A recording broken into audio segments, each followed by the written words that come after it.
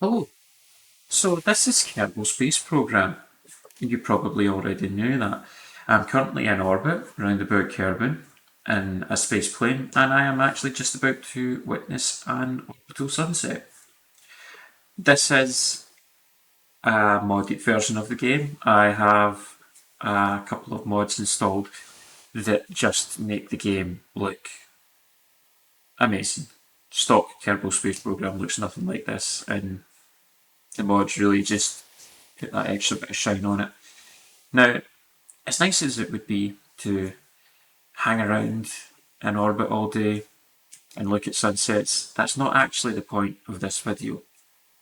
The point of this video is I wanted to show off some new ways of docking in Kerbal Space Program. Now, there are lots of videos out there that explain how to dock. I'm not going to explain that. You probably already know that, but I just thought it would maybe be interesting to show off a new way of docking, because this is something new I've started doing. It has greatly increased my enjoyment of the game, and hopefully it'll actually increase your enjoyment as well. So, we're going to get up into orbit, we're going to rendezvous with our space station, and then I'll show you what to do.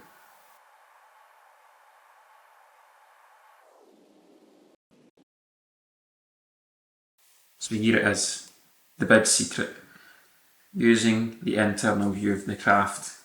I love docking this way. It just makes it feel so much more real than docking whilst you're floating outside of a craft. But this is a really great way of docking. So one of the ways it's actually really good is it allows you to get actually really good alignment with the craft you're actually trying to dock to, because you've got that point of view where you're looking directly down the centre line of your vehicle. You can tell when you're lined up just by looking. You can tell when you're lined up with the target docking port. In this instance, I'm actually in the Mark III command pod. I have moved my camera up to the window and I've panned ever so slightly to the right so that I can see the nav ball, which gives me information in terms of what direction am I moving in relative to my target. And honestly, it's such a fun way to actually dock a craft. But I'm just going to come in and demonstrate a docking with the Mark III, and it's as easy as that. Now, I discovered this technique. Well, I didn't actually. I didn't discover it. It was already there. But this is a technique that I started using when I'm docking in Kerbal Space Program, and I thought it was pretty neat. And then I started to wonder, like, how useful is this to people? So I thought, I wonder if I can give myself a bit of a challenge. I wonder if I can dock using the IVA view to something that is actually moving. So what I've done is I've taken my space station and I've actually gave it a bit of rotation, and I'm going to try and come in and dock while that space station is actually rotating. Now, initially I gave the space station a bit of pitch so that it would rotate end over end, but you might be able to notice that it's developed a rotation as well. This space station is not docked together, it's one giant piece and it's a big floppy mess. So initially when I'm trying to get lined up, I give myself a lot of horizontal velocity, so I'm flying sideways very quickly, but that obviously as I rotate my craft, that sideways velocity becomes kind of forwards and backwards velocity. So I initially fly away from the station and then get that under control, and slowly but surely I start to bring myself in.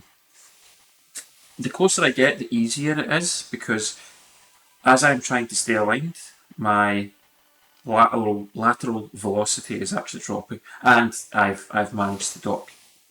Um, so another thing I thought was, okay, I know I can do this in the Mark III, but what about the Mark 1? So again, here we are. I'm in the Mark 1 cockpit, and this is actually a pretty good cockpit if you're actually trying to dock using the IVA method, because unlike the Mark III, In the Mark 1, your nav ball is directly in front of you, so very easy to see your velocity vectors relative to your target. Again, this is another one where I sort of fly in a bit too quickly and I overshoot and then need to correct myself and come back. But this was probably the easiest docking of all, because I'm docking to a long target, so it's even easier to see when I'm actually fully aligned. Obviously, the window, I'm only looking out over the top half of what I'm docking to. So you'll see in a minute that the object I'm docking to actually disappears just about below the window. But I do have an aerial there, so I know I'm still coming. I know I'm still in line with it. And just come in nice and slow, and eventually just doing a bit of correction, and eventually I get docked. And it's really easy and it's really fun.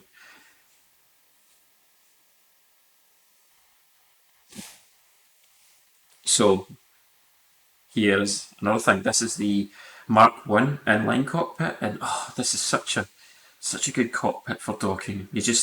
That canopy just gives you like an amazing view. Again, similar to the Mark One command pod, the nav ball is directly in front of you, and you can also see your speed. And that view is absolutely incredible, and it's obviously incredibly easy to dock.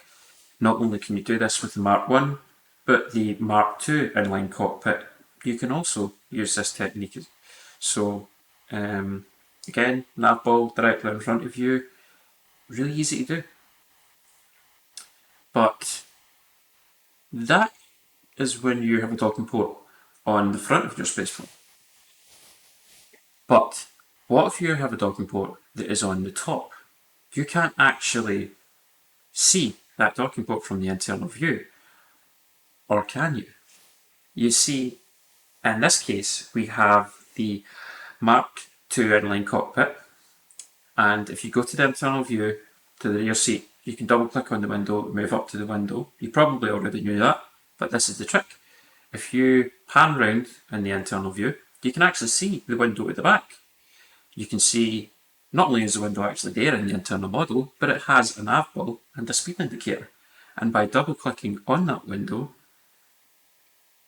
you can move the camera up to it. Is that not absolutely amazing? That blew my mind. That absolutely blew my mind when I learned about it. And just in the process of making this video. So you can actually use this to dock. By the way, the double clicking technique, you can actually use that to move around the cockpit itself. There are a number of fixed camera positions, so you can actually explore the inside of that cockpit. You can also do it with the Mark 1 as well. But anyway, back to docking. So this is me, spaceplane again, and I'm actually trying to dock using the docking port on the top of my spaceplane. So I've moved around to that window, I've adjusted the camera so I can actually see my nav ball. The nav ball is completely pointless in this exercise though, so I'm only using what I can actually see out the window in order to dock.